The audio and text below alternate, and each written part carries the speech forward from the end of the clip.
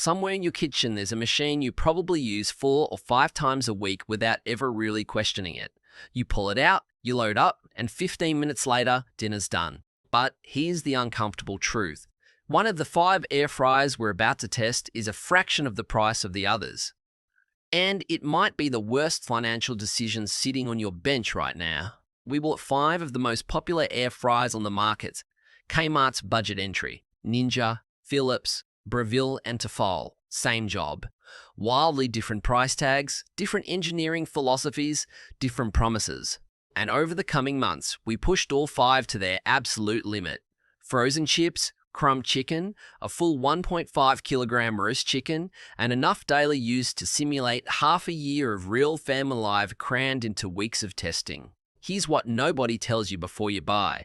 The most expensive machine on this list isn't automatically the toughest one, and the cheapest one isn't automatically the trap you'd expect it to be. Somewhere in these 5 baskets is a genuine bargain, and somewhere in there is a machine quietly counting down to failure. By the end of this video, you'll know exactly which is which. But we're not skipping ahead, because the way we found out is just as important as the answer itself. Before a single chip hit a basket, we had to answer one question.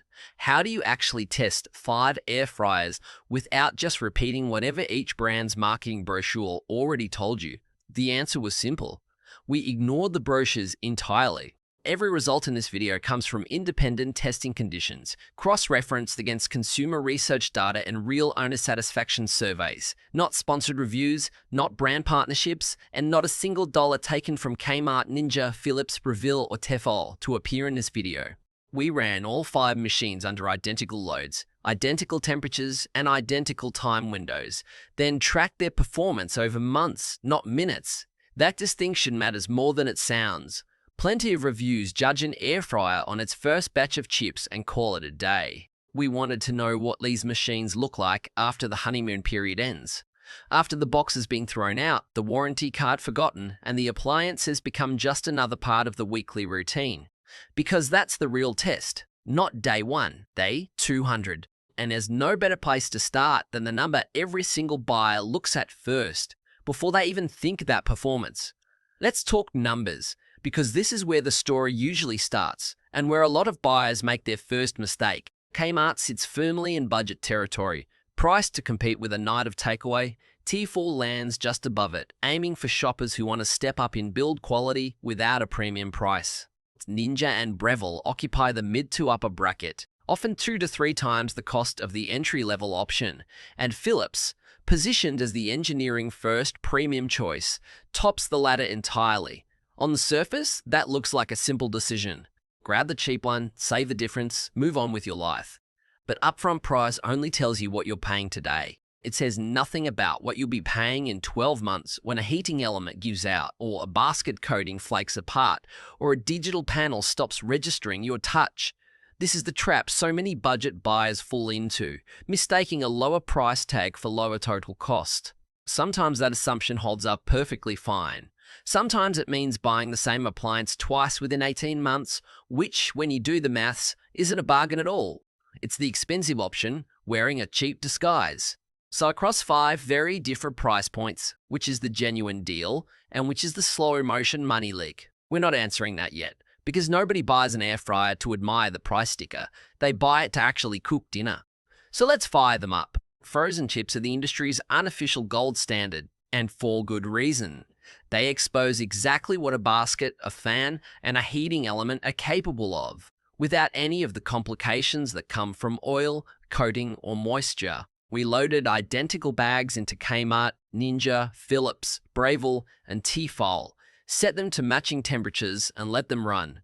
The differences showed up almost immediately. Basket capacity affected how evenly hot air could actually circulate, overcrowd a smaller drawer, and you end up with a pile of chips steaming each other into a soft, pale mess instead of crisping properly. The machines with better internal airflow design pushed heat around every single chip, not just the ones on top, while a couple of the more compact units struggled once the basket was genuinely full.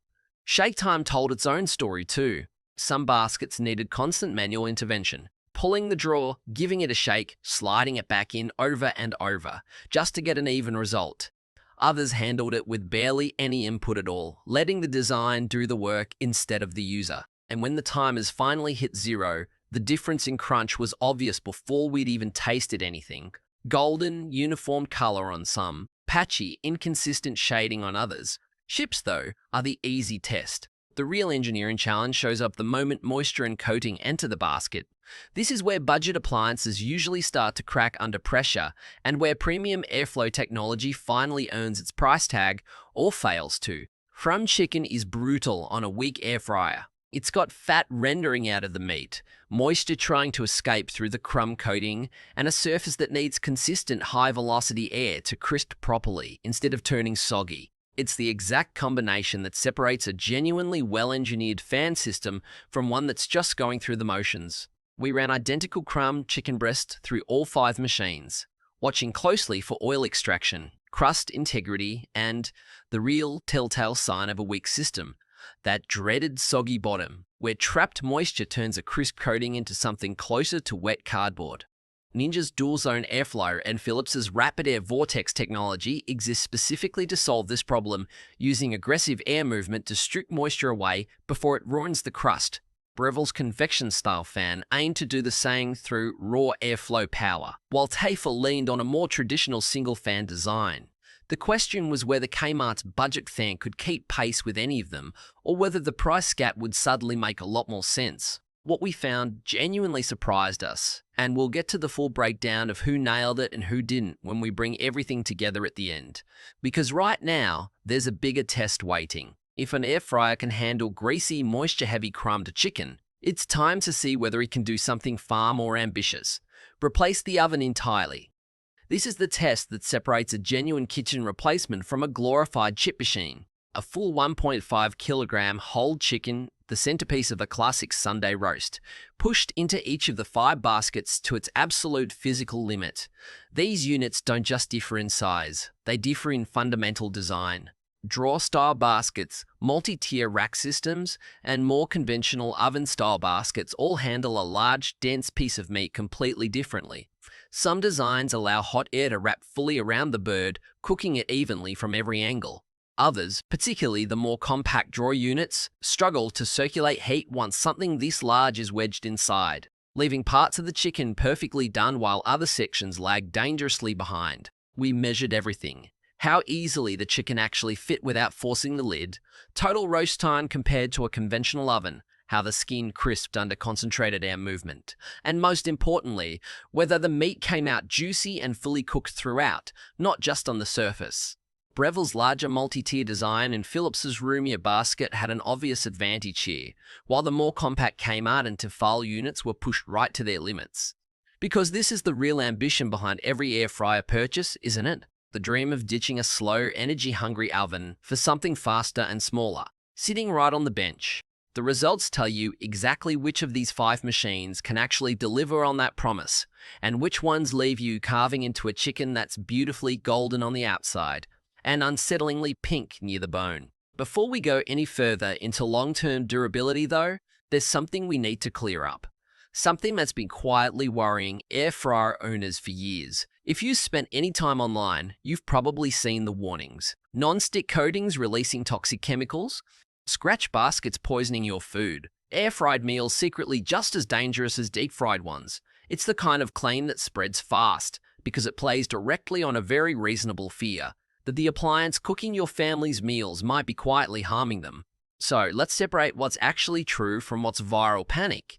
Modern non-stick coatings, including the PTFE used across most air fryer baskets on this list, are considered safe for normal cooking use at the temperatures air fryers actually operate at. The genuine risk isn't some invisible chemical leaching into your chips. It's physical. Cheaper baskets, particularly on budget models like Kmart's, and to a lesser degree Tefal's entry unit, tend to use thinner coatings that scratch more easily from metal utensils or abrasive scrubbing, and a damaged coating can start flaking into food over time.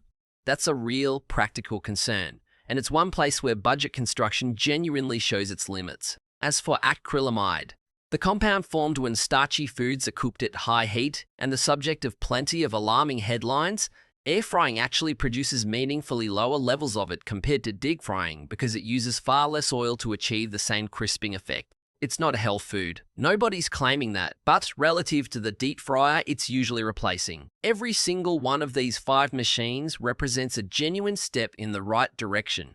So no, you're not slowly poisoning your family with a scratched basket, but you are shortening its lifespan, and that scratch resistance turns out to matter a lot more than most buyers expect. With the safety question settled, let's look at what it's actually like living with these 5 machines, day in and day out. This is the test that never makes it into a glossy product photo, but it's the one that determines whether you'll actually enjoy owning the thing. Cleaning, first. Kmart's coating demanded noticeably more scrubbing effort after anything sticky or heavily seasoned, with residue clinging stubbornly to corners that were harder to reach.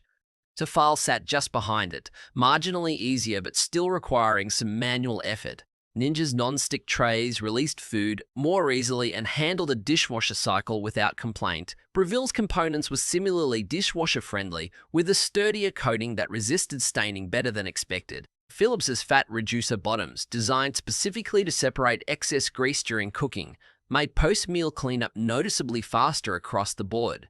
It sounds like a small thing until you're standing at the sink at 9 at night after a long day, scrubbing at a basket that just won't let go of last night's dinner. That friction adds up. It's often the quiet reason a good appliance ends up shoved to the back of a cupboard. Then there's the number that actually shows up on your bill. Running an air fryer through winter cost roughly $19 in electricity across our testing period, compared to around $46 for a traditional oven doing equivalent cooking. That's not a minor saving.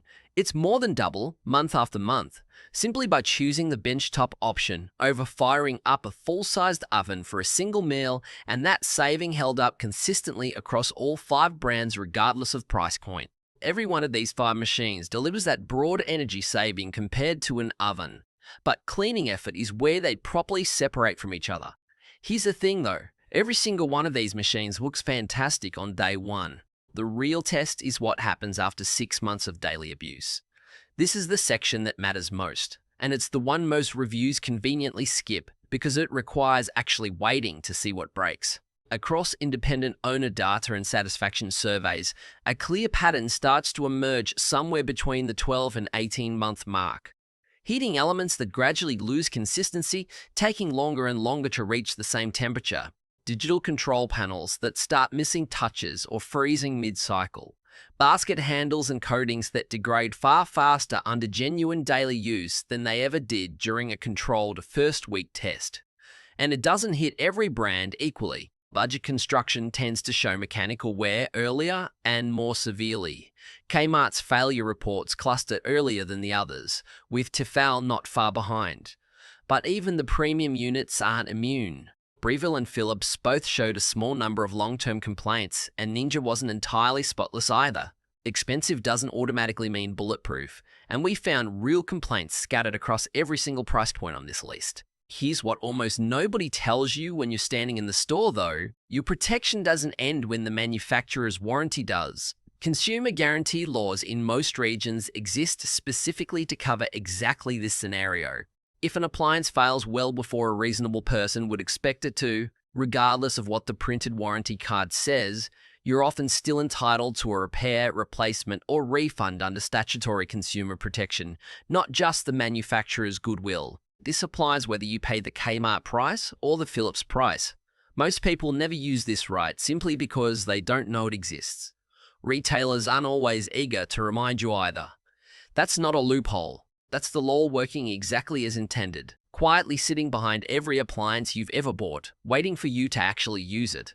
All the data, every test, every long-term trial, it all points toward one definitive conclusion. So where does that leave Kmart, Ninja, Philips, Breville, and Tefal after everything we just put them through?